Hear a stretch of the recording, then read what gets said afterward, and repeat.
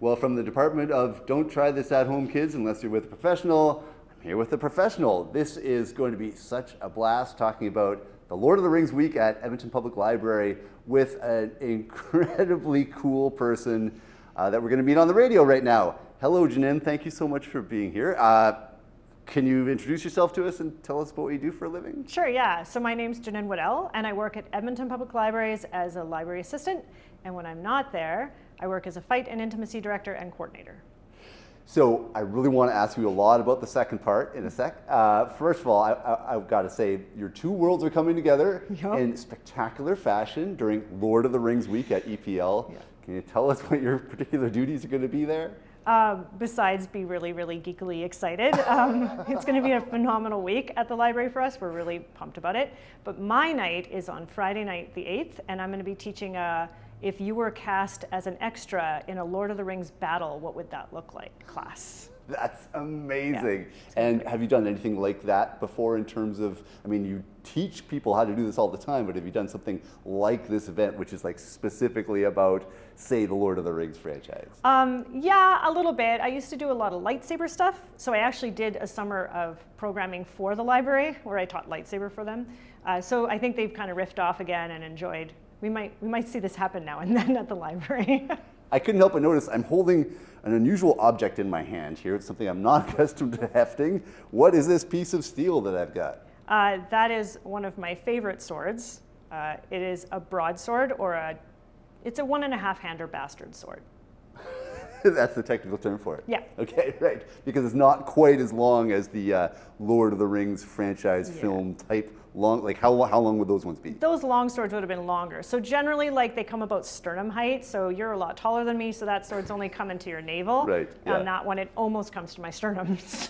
So when you teach people how to fight like an extra from Lord of the Rings, are you going to be using swords like this? No. No. So I will be. Okay. But all the students will be using cut pool noodles. Yeah. Right. You got to start somewhere. Far less blood that way, right? We're hoping, yeah. Okay. And what specifically is it? I mean, knowing what I know about you, I have a feeling you'll be extremely prepared about Lord of the Rings specific fighting styles. Yes. What is it that we see in the Lord of the Rings films, or the books, if that's what you're going from, that you're going to be tackling in these workshops? Well, I don't know if you've watched the movies recently, but what I kind of noticed is there's not actually a whole lot of long sword fights. Right. There's a lot of big battles, and there's moments of sword fighting, often with CGI involved. Right. So I'm not going to be stabbing witches in the face with a broadsword in the class. Instead, what I've decided to do is take I've taken 20, and then I'm going to let the class pick their favorite 10 characters, and then every character has a move. And we're going to take all those moves and build a fight that way. So there's a Merry and Pippin move, and there's an Aragorn move, and there's an Éowyn move. Wow. And that's what I'm going to do, is teach them each a move kind of based on the personality of the characters. Wow. Do you have it in you to bust one of those moves out for us right now? Sure, yeah. So Éowyn is one that's actually straight from her choreo, and it's when she gets the sword and she goes into a lovely little prayer moment, and then she just does a little sword move like that. So that's going to be her move. It also is like kind of her sort of, she's got a very grounded presence, so it kind of, but it's straight from the movie. And it's just that's her move. Oh, wow. Okay. Well, Janine, I'm so thrilled to get a chance to meet you and to talk a bit about this. And I know this has been a hot ticket for those that are lucky enough to be able to go. If they're listening to this right now, what would you say to them in order to get their minds and bodies ready for the workshop? Well, there's only one spot left as of this interview. So I would say get on epl.ca and sign up. And then I would say come cosplay, enjoy yourself, have some fun with us, and know that it's going to be some laughing too. It's not all serious swordplay.